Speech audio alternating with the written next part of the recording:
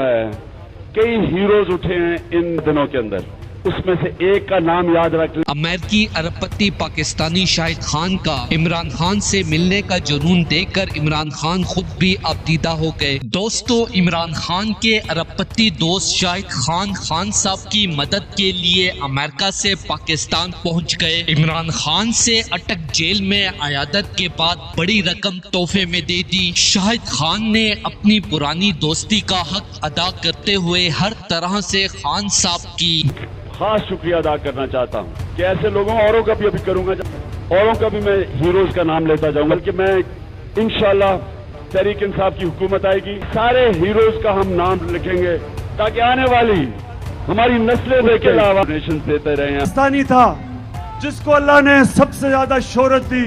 पैसा मेरी जिंदगी के मुताबिक बहुत था, अगर मैं जाती मफादात के लिए पॉलिटिक्स में आता।